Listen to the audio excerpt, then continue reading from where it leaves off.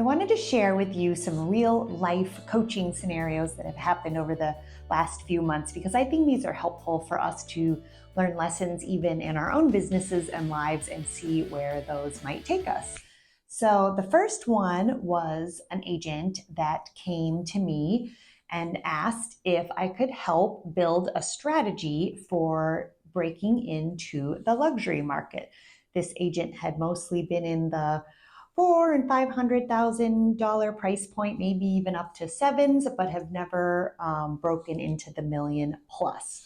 So I sat with that agent and I said, instead of coming to me to build a strategy for you to do this, I have a little homework.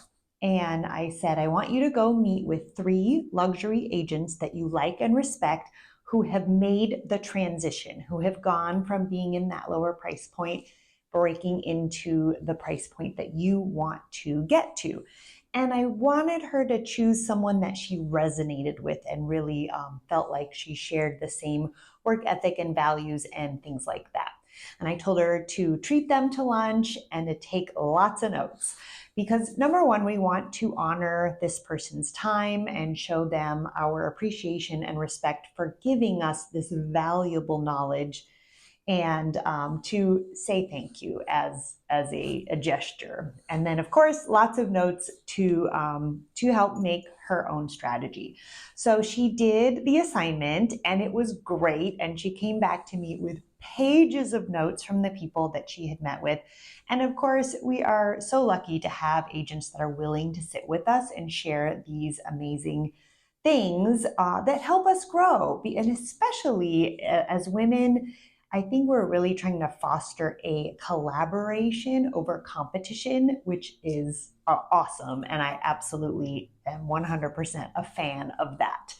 So that was coaching scenario number 1. Instead of coming up with research on the internet or crafting a strategy that you actually have no basis for, meet with real life people, sit down with them, ask them how they did it, if they would be willing to give you some pointers and tips and guidance for where you want to go, and then sit down and build your strategy of how you want to get from here to here. So that was real life coaching number 1. Real life coaching scenario number 2, I had an agent come up to me and say, could you help me build a strategy for basically for business in general? So he shared with me that he was over here and over here and over here and over here, and he was having success in all of these different areas. And he said, do you know, could you assess all these areas that I'm pursuing business in, and could you tell me, hey, you should stop doing these and you should focus on these ones, like those are the best ones. So again, I challenged him and said, instead of me developing a strategy or looking at what you're doing and saying, oh, this is the best one, this is where you should go, I said, here's my challenge for you. Look at all the areas that you are pursuing your business in. Identify where you think the top lead source is or the top strategy that you've been doing, and commit to doing that for an entire year. He did not love this advice, but I really challenged him. And I said, as salespeople, as entrepreneurs especially, it's idea, idea, idea, idea.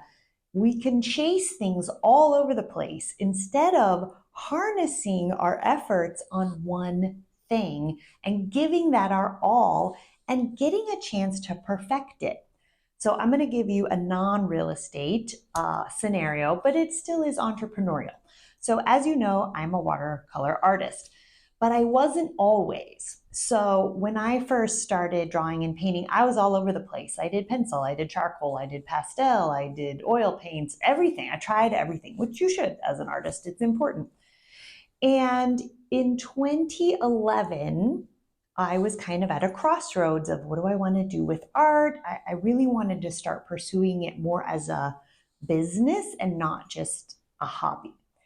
So I challenged myself to trying watercolor for an entire year. I wasn't allowed to do any other medium. I made myself only do watercolor for a year.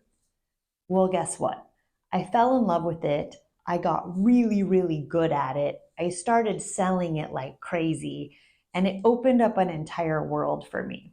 So that was where I derived that advice for this agent from, which is such a fun thing because as a coach, you want to draw from all sorts of your experiences and your history to help your clients. And that's one of my favorite things to do. I've been an entrepreneur since I was 17 years old in one capacity or another. So I have tried out so many different businesses. I have explored so many different ideas. I have closed down businesses. I have pivoted and changed multiple times. And I've been an artist since I was literally a little child. So having that creative problem solver piece of my brain really helps when I am coaching and consulting small business owners, entrepreneurs, agents. It really helps because I have a capacity to look outside of the box and maybe show them an idea that they hadn't thought of yet. So I just wanted to share those two real life coaching scenarios with you this week. Hopefully they spark an idea for you in your business or in your life, and have some fun with that and see where it might take you. I will see you next time.